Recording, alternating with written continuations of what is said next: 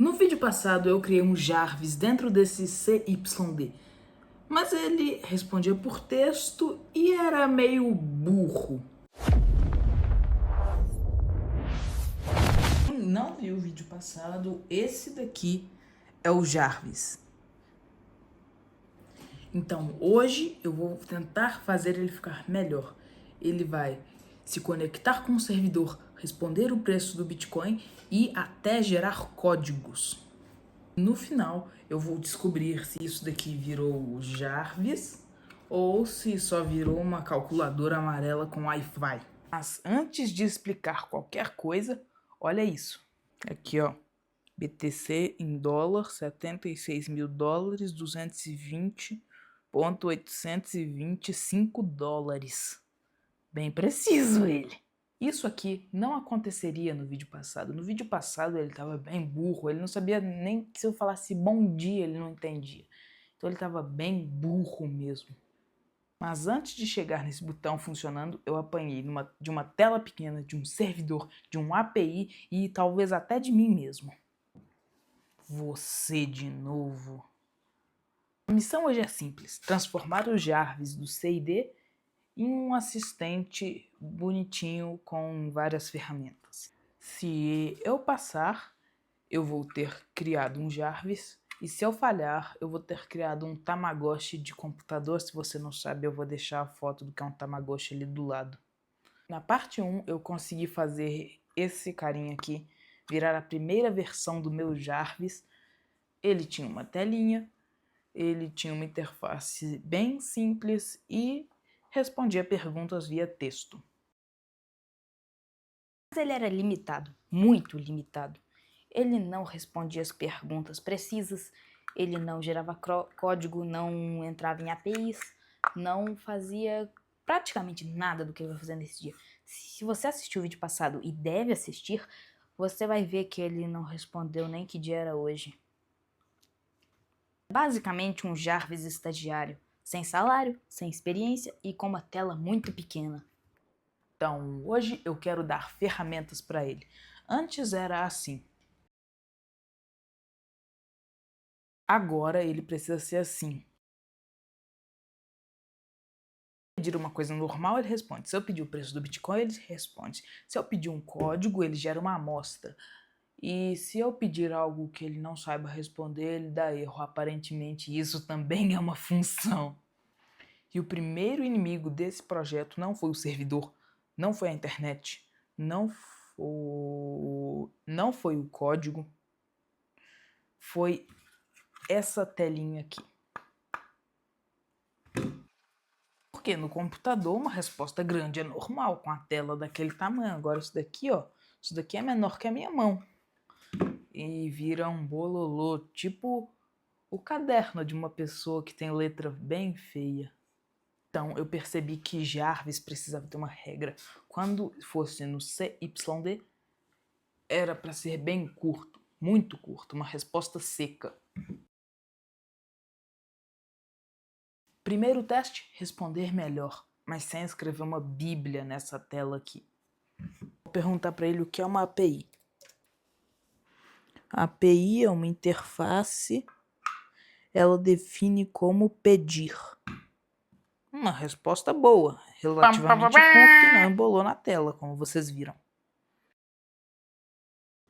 Teste 1 foi aprovado. Jarvis deixou de responder como uma Wikipédia e começou a responder como alguém que respeita o tamanho da própria tela. Mas responder melhor não era o suficiente ainda, porque ele ainda era só um chat pequeno e...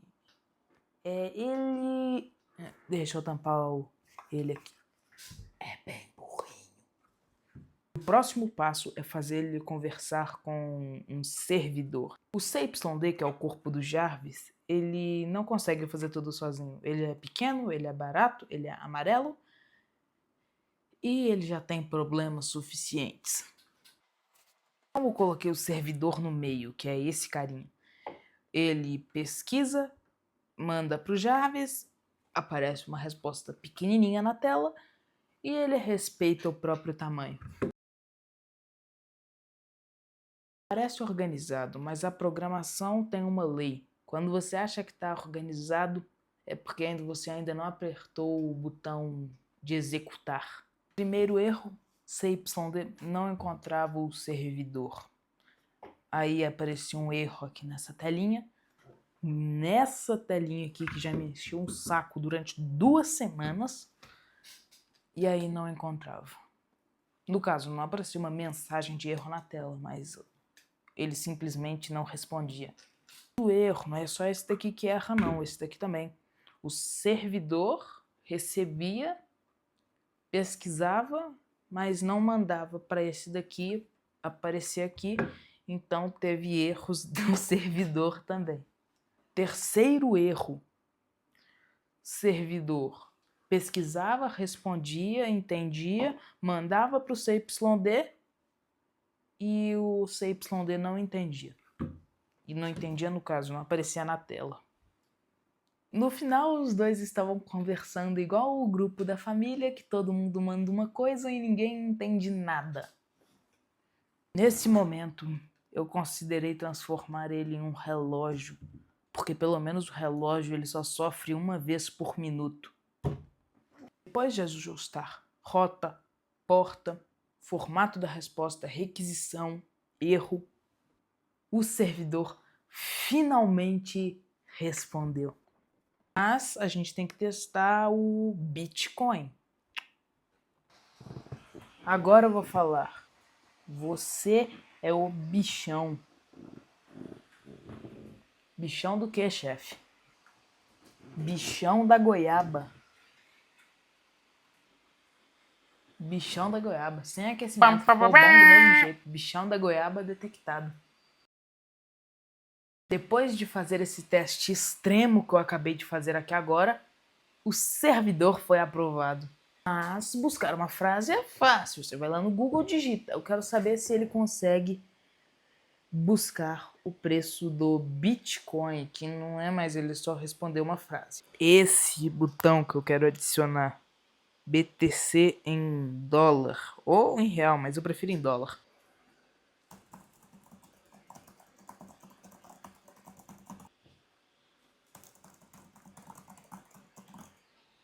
Então, ajustei o caminho, formatei o valor e peguei a resposta certa. E, é claro, tentei de novo. Dessa vez, veja o resultado. Bitcoin em dólar. Vitória! Não sei em que ponto da minha vida isso virou uma conquista, mas virou. E finalmente, esse carinha aqui, que se chama Jarvis, e para quem não sabe o significado de Jarvis, Jarvis significa Just a Very Intelligent System, e que significa simplesmente um sistema muito inteligente. Agora o Jarvis não está mais chutando, ele está pesquisando, entrando no API, o API pesquisa, o API busca o resultado, calcula a resposta, manda para o CYD, que aparece na tela e ainda tem que conectar no Wi-Fi. Então... E esse foi o primeiro momento que eu achei que ele fosse realmente útil. Não útil como uma calculadora que você usa só se você cola na sua prova de matemática ou usa para trabalhar ou qualquer coisa. Mas ele realmente foi útil e agora eu penso que ele seja uma coisa que talvez eu vá usar todo dia, né? Ou pelo menos até o Bitcoin cair e eu fingir que não vi. Mas eu não queria parar no Bitcoin, porque um consultor de preço é legal, mas eu queria que ele fizesse algo mais perigoso. Gerar um código. Eu queria que ele gerasse código, o que é basicamente uma faca na torradeira. Eu toquei no botão do código e pedi uma função simples, teoricamente. Olha aqui, pedi para ele gerar um código. Espera. Em C++, que é a linguagem de programação dele. Se eu clico em enviar, não aparece ali por causa que não cabe. Código gerado, base ESP32, base ESP32, incluir Arduino H, void setup, serial begin, void loop. Isso daí é bem básico mesmo, só para compilar. Basicamente esse código não faz nada. Mas funciona o código. E isso é inútil? Talvez. É legal? Muito. Quem vai criar o YouTube novo nessa telinha? Mas para corrigir erros de sintaxe ou de qualquer outra coisa é bem legal. E é surpreendentemente bom. E aqui é que a parte fica legal. Que o Jarvis começa a me ajudar a fazer partes dele. Ele começa a corrigir erros do próprio código. O que é, tipo assim, muito bom. Imagina se o GPT, você falasse, faça um upgrade em você mesmo. Aí ele vai lá e se faz um upgrade. E eu estou trabalhando nisso para o Jarvis, que essa série do Jarvis, se você vai estar pensando que vai acabar nesse vídeo aqui, não vai não. Vai fazer upgrades sozinhos. Até que chega um dia que ele fala, retire o humano do meu código. Mas por enquanto eu acho que eu ainda sou necessário. Eu acho. Depois de tudo isso que é... Isso não vale um joinha. Não sei o que vale.